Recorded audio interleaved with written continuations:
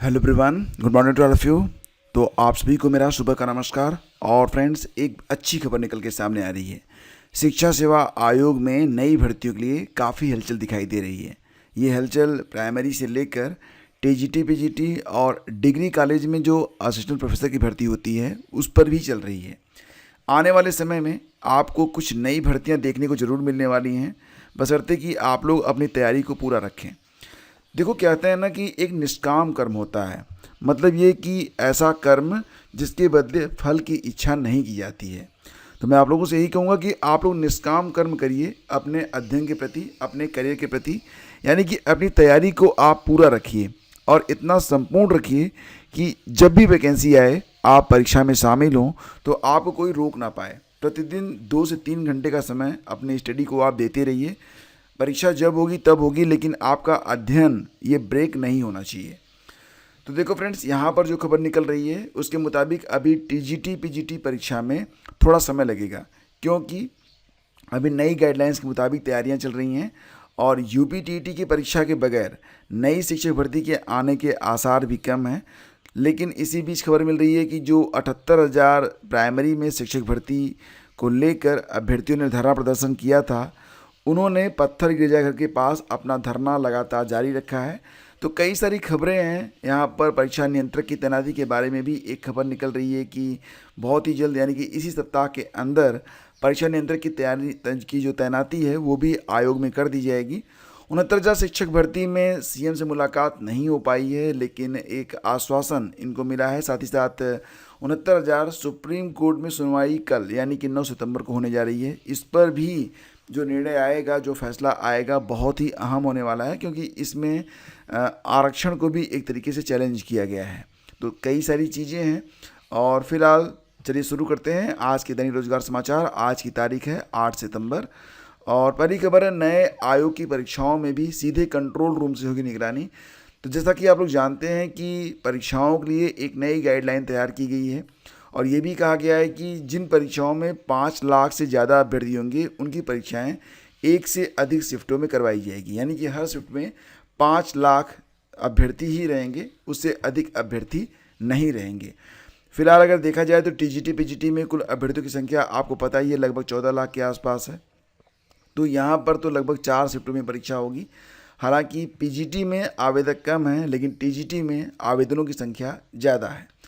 तो उत्तर प्रदेश शिक्षा सेवा चयन आयोग, अब इसको आप जानेंगे यूपीईएसएससी के नाम से, यूपीईएसएससी नई गाइडलाइन के अनुरूप परीक्षा कराने की तैयारी कर रहा है, जिसके लिए अध्यक्ष के सामने प्रस्ताव रखे गए हैं और अध्यक्ष ने भी इसके लिए अपना ग्रीन सिग्नल दे दिया है। जितनी परीक्षाएं अब यूपीईएसएससी करवाएगा, शिक्षा सेवा आयोग करवाएगा, सभी शासन की ओर से जारी गाइडलाइन के अनुरूप कराई जाएंगी।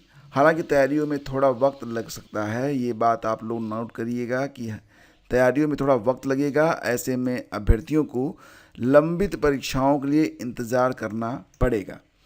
तो भर्ती परीक्षाओं में पारदर्शिता के लिए शासन की ओर से पिछले कई गाइडलाइंस जारी की गई हैं पिछले दिनों, और इसके तहत सभी परीक्षा केंद्रों में सीसीटीवी कैमरों की अनिवार्यता, सीधी निगरानी के लिए कंट्रोल रूम की स्थापना, 5 लाख से अधिक परीक्षार्थियों के होने पर कई पालियों में परीक्षा कराए जाने, एक ही परीक्षा के पेपर अलग अलग प्रिंटिंग प्रेसों में छपवाने सहित कई महत्वपूर्ण निर्देश जारी किए गए थे। आयोग की नवनियुक्त अध्यक्ष प्रोफेसर कीर्ति पांडे के कार्यभार ग्रहण करने के बाद पहली बैठक के एजेंडे में इसे शामिल भी किया गया। तो फ्रेंड्स, यहाँ पर अध्यक्ष के समक्ष नई गाइडलाइन के अनुरूप परीक्षा कराने का प्रस्ताव रखा गया है और आयोग के सूत्रों के अनुसार अध्यक्ष ने अपनी जो हरी झंडी है वो दे दी है। उन्होंने भी स्पष्ट कर दिया है कि आयोग की आगामी सभी परीक्षाएं नई गाइडलाइन के अनुरूप ही करवाई जाएंगी। परीक्षाएं 2 साल से लंबित हैं।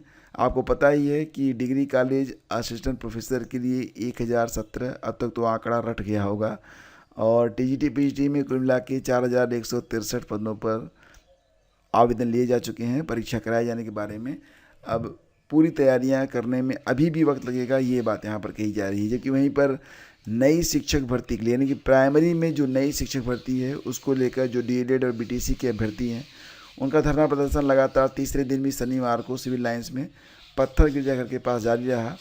शाम को मूसलाधार बारिश भी हुई, लेकिन अभ्यर्थी टस से मस नहीं हुए और उन्होंने कहा है कि यह तब तक जारी रहेगा जब तक कि अभ्यर्थियों को राहत नहीं मिल जाती है। और रही बात परीक्षा नियंत्रक की, तो जानकारी मिल रही कि इसी हफ्ते एग्जामिनेशन कंट्रोलर की नियुक्ति भी आयोग में हो सकती है। अगर एग्जामिनेशन कंट्रोलर आ जाते हैं तो उसके बाद परीक्षाओं पर एक नए तरीके से और नई एनर्जी के साथ तैयारियां स्टार्ट हो जाएंगी, क्योंकि बगैर परीक्षा नियंत्रक के कोई भी परीक्षा नहीं हो पाएगी। तो सबसे तो इम्पोर्टेंट यही है कि परीक्षा नियंत्रक की तैनाती हो जाए, उसके बाद ही UPESSC काम करना शुरू कर पाएगा। 69,000 शिक्षक भर्ती के बारे में अपडेट ये है कि मुख्यमंत्री से कल उनकी मुलाकात होनी थी, जिसका आश्वासन उन्हें OP राजभर जी ने भी दिया था, लेकिन किन्हीं कारणों से उनकी मुलाकात नहीं हो पाई है। अब आरक्षित और अनारक्षित वर्ग के अभ्यर्थियों की और चयनितों की जो निगाहें हैं वो 9 तारीख को होने वाली सुप्रीम कोर्ट की सुनवाई पर टिक गई हैं। देखो फ्रेंड्स, यहाँ पर 69,000 शिक्षक भर्ती में जो सुप्रीम कोर्ट में सुनवाई होनी है, ये कई मायनों में बहुत ही अहम है। बिकॉज ऑफ एक तो यहाँ पर जो चयनित हैं अनारक्षित वर्ग के जो अभ्यर्थी हैं, उन्होंने एक तरीके से आरक्षण को ही चैलेंज किया है, तो इस पर जो सुनवाई होगी ये भी काफ़ी अहम है। और दूसरी तरफ ये है कि उन्होंने अपनी नौकरी की सुरक्षा के लिए भी गुहार लगाई है। तो फिलहाल देखना ये होगा कि इस पर क्या चीज़ें निकल के सामने आती हैं। और दूसरी बात यह है कि चयनित शिक्षकों और आरक्षित वर्ग की ओर से दाखिल याचिकाओं पर सोमवार को चीफ जस्टिस ऑफ इंडिया की अध्यक्षता वाली 3 सदस्यीय पीठ सुनवाई करेगी। तो ये सुनवाई बहुत ही मायने रखने वाली है। आरक्षित वर्ग की ओर से पहले ही इस मामले में कैविएट दाखिल किया जा चुका है। बता दें कि आरक्षित वर्ग के अभ्यर्थी हाई कोर्ट का आदेश आने के बाद उसे लागू करने के लिए लगातार मंत्रियों के आवास पर घेराव कर रहे हैं और आंदोलन कर रहे हैं। स्टाफ नर्स की परीक्षा भी आज होने वाली है। जैसा कि आप लोग जानते हैं, आज 8 सितंबर है और आज स्टाफ नर्स की परीक्षा होगी। तो शाम को पेपर एनालिसिस के साथ आपके सामने उपस्थित होंगे और GS वगैरह के जो प्रश्न होंगे उनको भी हल किया जाएगा, ताकि आगामी जो परीक्षाएं हैं उसमें आप अच्छा प्रदर्शन कर सकें। क्योंकि जो करंट में जो भी परीक्षाएं होंगी उसमें जो भी पूछा जाएगा स्ट्रेटेजी के और करंट अफेयर, ये आगामी RO UP PCS और अन्य प्रतियोगी परीक्षाओं के लिए बहुत ही महत्वपूर्ण रहता है। तो सारे प्रश्नों को करेंगे डिस्कस। और फिलहाल अगर आप भी अपनी फिजिकल एक्टिविटी को बहुत कम कर चुके हैं तो आपसे कहना चाहूँगा कि अपनी फिजिकल एक्टिविटी को बढ़ाएं। कम से कम प्रतिदिन आप 1 घंटा सुबह 1 घंटा शाम को हल्की जॉगिंग करें या फिर तेज़ गति से टहलें। ये बहुत ही इम्पॉर्टेंट है, क्योंकि बहुत कम उम्र के लोगों में बहुत सारी ऐसी बीमारियां पनप रही हैं जो कि नहीं होनी चाहिए। कमर का दर्द हो रहा है, इसके अलावा आप देखेंगे तो हार्ट अटैक के केसेज भी बढ़ रहे हैं। तो फिलहाल कहना यही है कि आप लोग बिल्कुल जो है अपनी सेहत का ख्याल रखें, क्योंकि अगर शरीर स्वस्थ नहीं होगा तो आप ज़्यादा कुछ कर नहीं पाएंगे। लाइब्रेरी कल्चर आजकल तेज़ी से बढ़ रहा है, लोग लाइब्रेरी में जाके बैठ रहे हैं, कई घंटे लगातार बैठ कर पढ़ाई करते हैं, तो इससे भी पीठ और कमर के लिए ठीक नहीं माना गया है। तो बीच बीच में उठ के टहलिए और सुबह शाम जॉगिंग जरूर कीजिएगा। करंट अफेयर आप लोग पढ़ते रहिए, क्योंकि बहुत ही इंपॉर्टेंट है, समय बहुत कम बचा हुआ है। अभी मार्केट में जो कुछ मैगजीन्स आई हैं वो अर्धवार्षिकी हैं, उनको पढ़ने का कोई विशेष फ़ायदा नहीं है, और जो वार्षिकी हैं अभी उनके आने में समय है। तब तक आप लोग जनवरी से लेकर अब तक, यानी कि जनवरी फरवरी मार्च अप्रैल मई जून जुलाई अगस्त, ये 8 महीने का जो करंट है इसको आप लोग पढ़ लीजिए। और अगस्त माह की अलग से करंट अफेयर, जो लोग हर माह करंट अफेयर पढ़ते हैं इस चैनल से, उनके लिए अगस्त माह की जो करंट अफेयर है वो लॉन्च हो चुकी है, तो अभ्यर्थी उसको डाउनलोड कर सकते हैं।